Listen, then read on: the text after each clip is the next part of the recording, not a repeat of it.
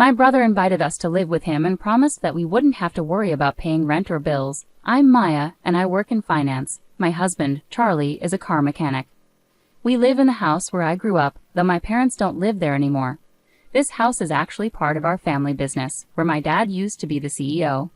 My brother was supposed to take over the company, so he studied economics in college.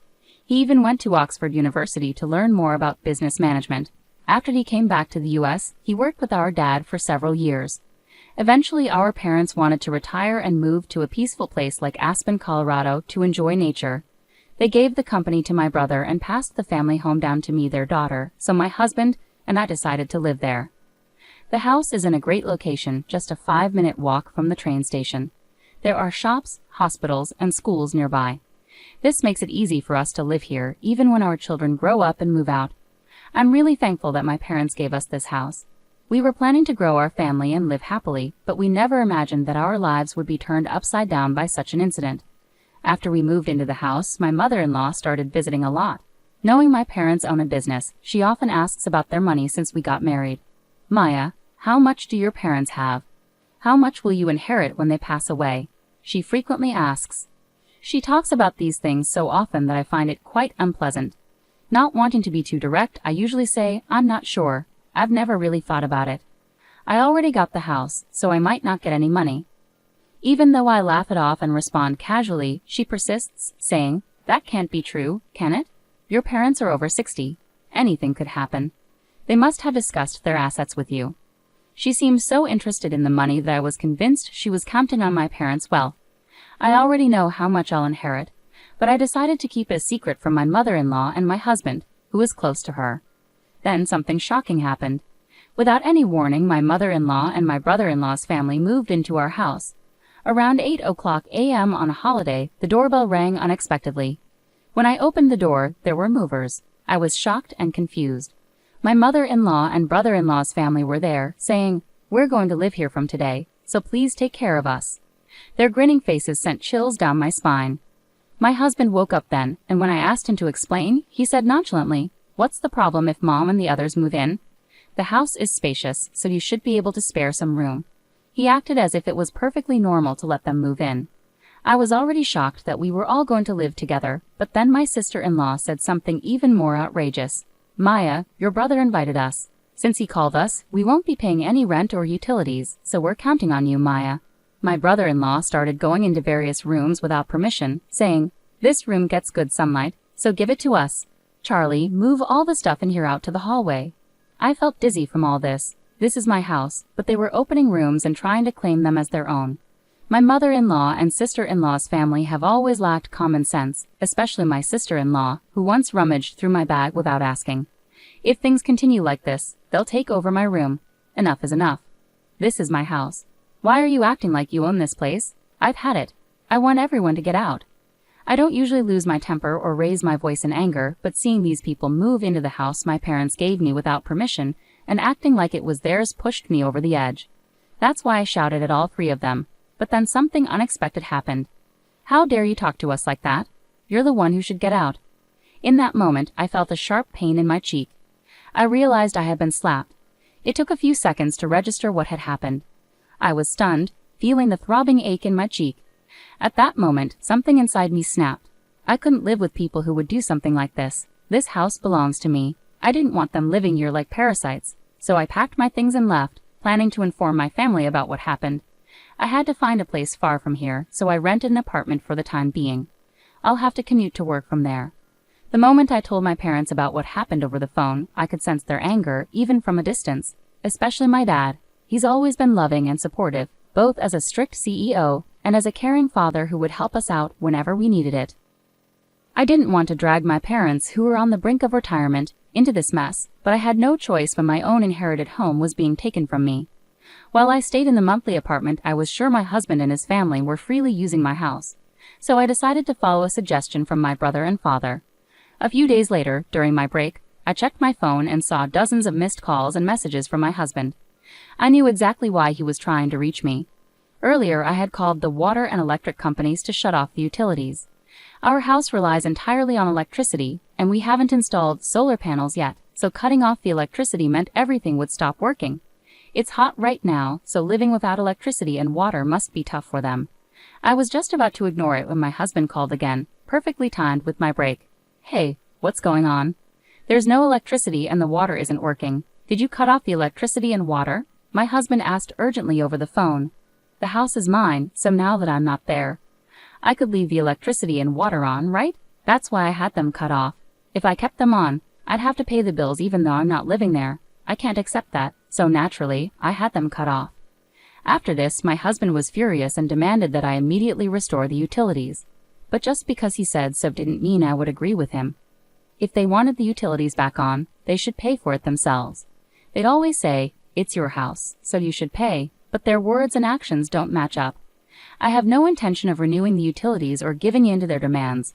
I simply told them, if you don't like it, then leave the house immediately, and hung up because my break was ending. Later, my mother-in-law, sister-in-law, and brother-in-law all called me, saying the same thing. They wanted me to reconnect the electricity and water. They complained about the heat and discomfort in their rooms and how inconvenient it was without water. But I saw all of this as their problem, not mine. After listening to their complaints, I told them to handle it themselves and ended the call. I figured they were just being greedy and hoped they would give up and leave soon. Even after a whole week passed, they still hadn't left. So I decided to take action. I talked to my father's company's lawyer and asked him to send a notice to my husband.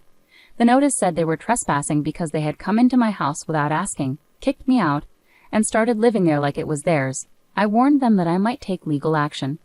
My husband was shocked to get the lawyer's letter. He came to me worried, asking why I had gone so far. Hey, what's happening? Why did I get this from a lawyer? Did it have to come to this? He didn't expect me to take such a serious step. He tried to negotiate because he knew a lawsuit would harm our reputation. They wanted to avoid lawyers but also wanted to keep living in my house. I understood his thoughts perfectly. However, I couldn't accept their proposal, so I didn't give in to my husband's pleas. My husband got really angry and shouted at me over the phone, forgetting he was at work. He demanded that I stop and give up on involving a lawyer. His yelling didn't bother me. Instead, it irritated me more. I thought, who do you think you are, taking over someone else's house? No matter how much you yell, I won't change my mind. If you keep squatting there, I'll take legal action. Think carefully about your actions. Despite his continued shouting on the phone, I ignored him and hung up. It felt like a waste of time, and I had already discussed divorce with my lawyer. When I got home, I saw missed calls from my mother-in-law and sister-in-law, but I knew they just wanted to settle things. To avoid more distractions, I blocked their numbers.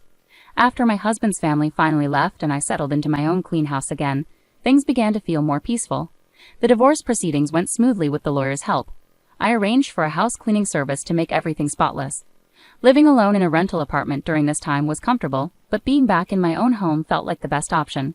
The house needed some repairs here and there, so I started thinking about renovations.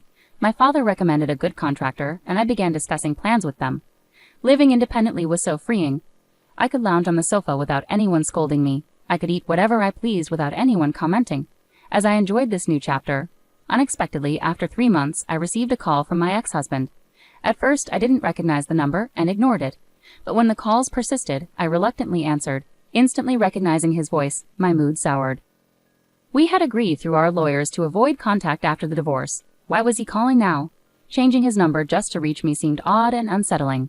I'm sorry, but we agreed not to have any contact. There's nothing left for us to discuss, I firmly stated, ready to end the call. Please, just listen to me for a moment. I need your help, he pleaded, ignoring my attempt to hang up. He went on to explain without waiting for my consent. It turned out that his company was going through a severe financial crisis, leading to a cut in his salary. Meanwhile, my mother-in-law's health was deteriorating, leaving her unable to work. My sister-in-law and her husband were struggling too. He couldn't find stable work, and she was working multiple part-time jobs to cover debts incurred by her husband. The situation was dire, and my ex-husband was finding it increasingly difficult to make ends meet. Upon hearing all of this, I could only muster a flat response. Okay, I see. After all, they had invaded my home without permission, taken over, and then tried to force me out. It was simply unbelievable. I felt no connection to people who could do such a thing and had no sympathy for their plight. Even if you tell me all this, it doesn't change anything. It's your family's problem, and you need to figure it out yourselves. There's nothing I can do, I asserted firmly. My ex-husband became even more desperate. Please don't say that. We're in serious trouble. We won't even have enough for rent or food soon. Remember, we used to be a family. Please, I'm begging you to help us, he pleaded, his voice trembling with emotion. I couldn't be swayed. When I faced difficulties, my ex-husband and his family offered no support. Instead, they looked down on me. Like my mother-in-law, my sister-in-law, and brother-in-law always treated me with disdain. They mocked my simple appearance and traditional beliefs, telling me not to visit because they claimed my old-fashioned ways were rubbing off on them, disregarding how hurtful their words were. My mother-in-law exacerbated matters by pressuring me to have a baby immediately, insisting on strange herbal remedies, arranging unnecessary doctor's visits, and spreading rumors among the neighbors that I was infertile. Looking back, there wasn't a single positive aspect to my marriage. My ex-husband, once kind before we wed, transformed into a puppet controlled by my mother-in-law after our wedding. On the first day my mother-in-law barged into our home, I happened to be out for an appointment.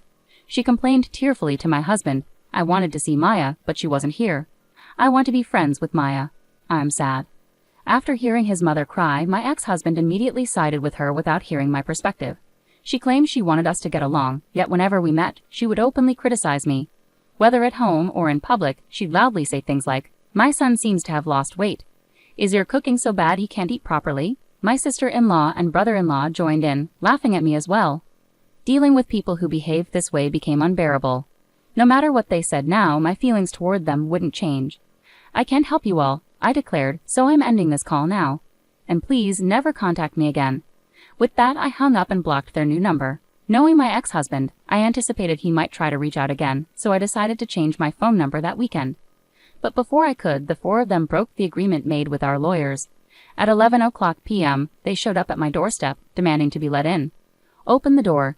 Take care of us. We're family. You owe us." They banged on the door, shouting without any regard for the late hour. "Hey, what's going on at this hour? Please go back home. You're disturbing the neighbors," I urged as I approached the door. They seemed poised to force their way in, so I attempted to reason with them through the intercom. But they ignored me completely, banging on the door and creating a commotion. Dealing with their reckless behavior left me feeling overwhelmed.